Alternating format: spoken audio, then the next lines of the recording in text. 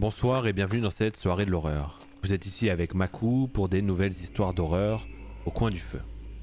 Marchez avec moi au milieu de la forêt pour trouver un endroit où nous installer autour d'un feu que je vais préparer et écoutez attentivement les histoires qui vont suivre.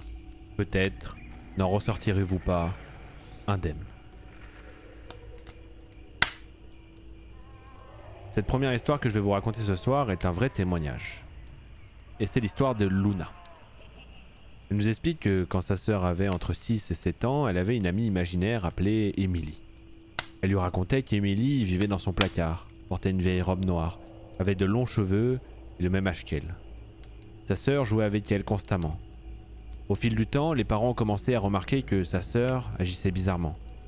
Elle restait là, assise, au centre de sa chambre, à murmurer certaines choses à Emily, et à être de plus en plus distante vis-à-vis d'eux. Cela ressemblait à une véritable histoire d'horreur.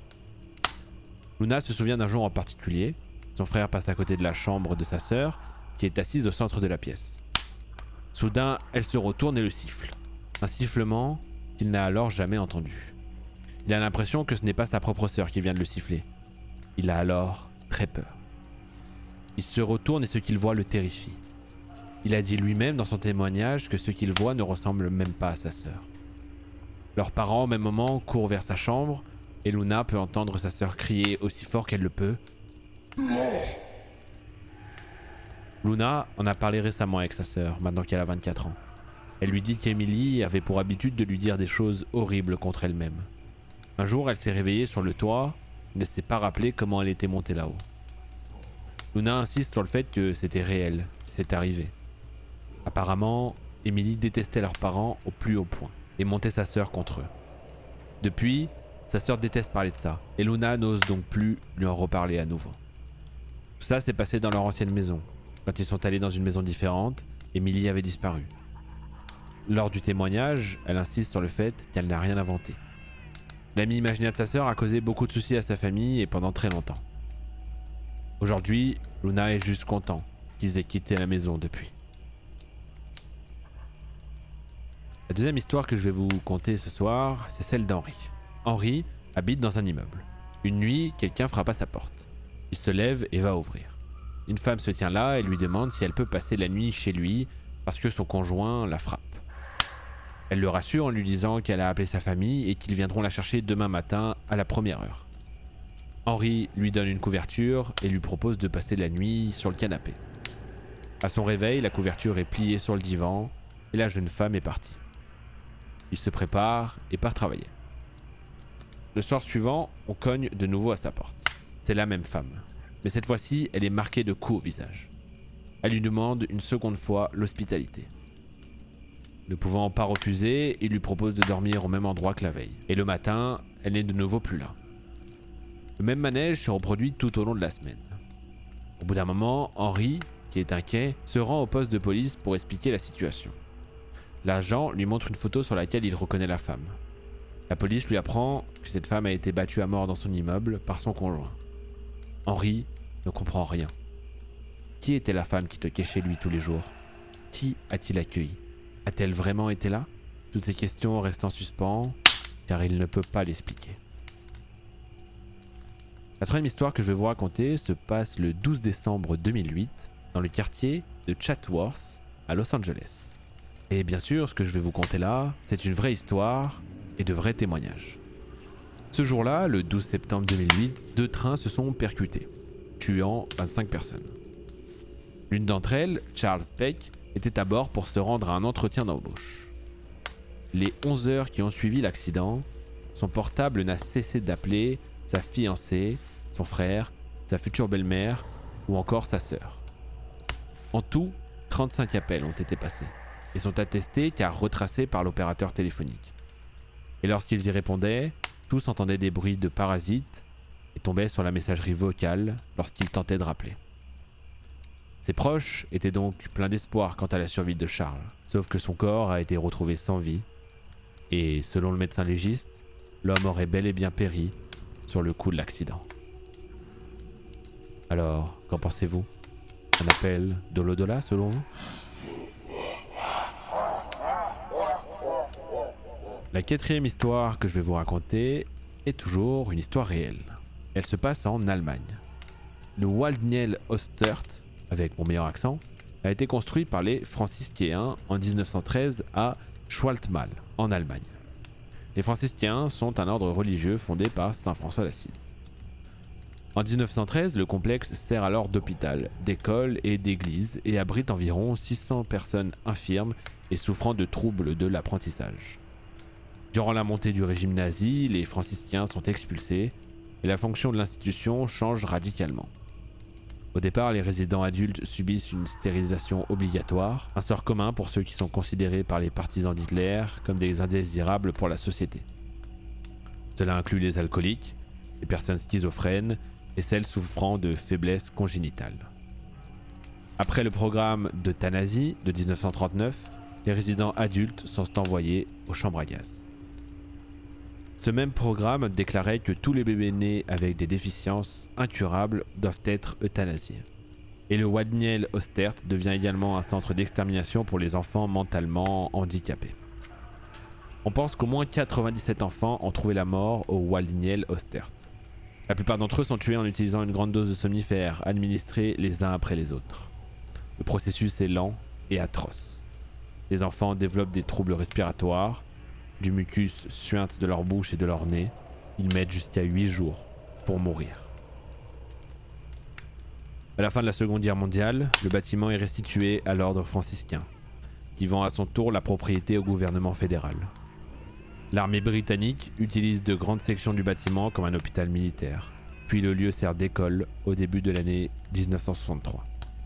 Le complexe entier est maintenant vide, et il est en vente depuis 1991.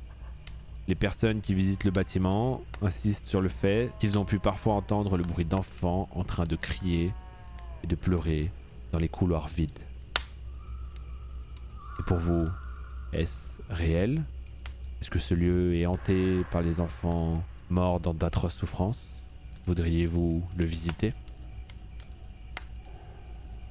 Nous passons maintenant à l'histoire numéro 5 que je vais vous conter ce soir. C'est l'histoire de Bloody Mary. Peut-être que certains la connaissent, mais elle est toujours intéressante à raconter autour de ce feu. Bloody Mary est une chose sanglante qui apparaît dans les miroirs lorsqu'on l'invoque. Il existe plusieurs versions de cette histoire. Pour certains, il s'agit de la Vierge Marie, qui vient avertir de ne pas se moquer d'elle. Pour d'autres, c'est une femme qui a perdu sa vie dans une collision de voiture avec son enfant. Et pour d'autres, il s'agit d'une sorcière qui a été brûlée vive et ayant jeté une malédiction sur les villageois et qui hante les miroirs pour attaquer ceux qui seront assez fous pour l'invoquer. Une autre version soutient que c'est une jeune femme, trompée par son mari, qui s'est suicidée dans sa salle de bain. Le miroir aurait alors aspiré son esprit et elle viendrait avertir les femmes qui seront victimes d'infidélité. Son aspect est celui d'une belle jeune femme, mutilée et recouverte de sang, dont les yeux haineux toisent tout le monde avec mépris. Il existe plusieurs façons de l'invoquer, mais la plus répandue est celle-ci. À minuit, éteignez les lumières de votre pièce et placez-vous devant un miroir. Disposez 2 cierges de chaque côté du miroir, tout en tournant sur vous-même et en fixant votre reflet dans la glace quand vous passez devant. Répétez 13 fois « Bloody Mary ». Bloody Mary, Bloody Mary, Bloody Mary. Commencez par chuchoter son nom, puis dites-le de plus en plus fort jusqu'à le crier. Si la 13e fois vous criez « Bloody Mary, I killed your baby », cela déclenche la colère de l'esprit et une attaque immédiate aura lieu. En remplaçant le nom de Bloody Mary par celui de Hail Mary, c'est Satan qui apparaît dans le miroir. Alors, vous voulez prendre le temps d'essayer en rentrant chez vous ? Plusieurs personnes ont voulu faire cesser cette légende en tentant l'invocation. Une jeune femme, le lendemain de son invocation, était tellement bouleversée qu'on ne sut jamais ce qui lui est arrivé. Une autre s'est cassé la hanche en sortant de sa salle de bain après avoir crié « Je ne crois pas en toi, Bloody Mary !» Une dernière tenta l'expérience après avoir prévenu les forces de l'ordre et son entourage. Le lendemain, on la retrouva poignardée dans sa salle de bain. Nous passons maintenant à l'histoire numéro 6, qui sera la dernière de cette soirée autour du feu. Elle est tirée d'un journal intime réel, venant d'une personne maintenant décédée, se nommant Antoine. Il raconte dans son journal que ce jour-là, il part dans le rush pour récupérer son fils à l'école. Le trafic est plutôt fluide, rien sur sa route, à part quelques feux rouges. Au bout d'un moment, cela faisait pas mal de temps qu'il attendait un feu rouge quand il remarque une femme. Il n'a aucune idée de combien de temps elle est restée debout à le fixer. Mais au bout d'un moment, il ne peut plus regarder ailleurs ni détourner le regard. Cette dame le regarde comme une folle et agite sa main vers lui en caressant les cheveux de la tête d'un petit garçon. Son petit garçon, son fils, il imagine, portait des vêtements larges, marrons et un masque noir. C'était un costume étrange et surtout, qui porte un costume un jour quelconque. Ce petit garçon agite lui aussi sa main dans sa direction et le fixe à travers ce masque troublant. Mais son mouvement semble inconfortable et forcé. L'impression d'Antoine, c'est que les yeux de la femme peuvent voir à travers lui et il peut quasiment sentir physiquement son regard s'accrocher à lui. Elle ne cligne même pas des yeux. Antoine se sent extrêmement tendu. Les yeux du garçon, mon Dieu, les yeux du garçon sont suppliants et implorent de l'aide. La femme a l'air de commencer à devenir impatiente, agitant sa main de plus en plus fort à chaque seconde. Finalement, il est tellement mal à l'aise avec la situation qu'il détourne le regard. Pour il ne sait quelle raison, il est terrifié et pétrifié et il a un besoin indescriptible de s'enfuir. Une fois le feu passé au vert, ce qui lui a semblé durer une éternité, il démarre. Il ne prend même pas la peine de regarder derrière. Il pense que rien ne serait plus terrifiant que de se retourner et de voir que cette femme le regarde toujours. Ensuite, il arrive finalement à l'école, car c'est quand même son but principal pour récupérer son fils, et il l'informe que son fils n'est pas là et que sa mère l'a déjà récupéré. Le problème, Antoine n'a pas de femme. Il est séparé et la mère de l'enfant n'habite pas dans la même ville. Il panique totalement, le personnel devant sa réaction ne sait pas quoi faire. Ils lui remettent alors une note en lui disant qu'elle a demandé à ce qu'on lui donne. Il n'y a pas de mots pour décrire ce qu'il a ressenti en la lisant. Il était écrit « Ne dis pas que je ne t'ai pas donné une chance de lui dire au revoir ». Et c'est maintenant la fin de cette soirée autour du feu. J'espère qu'elle vous a plu. Je vais bien évidemment vous raccompagner.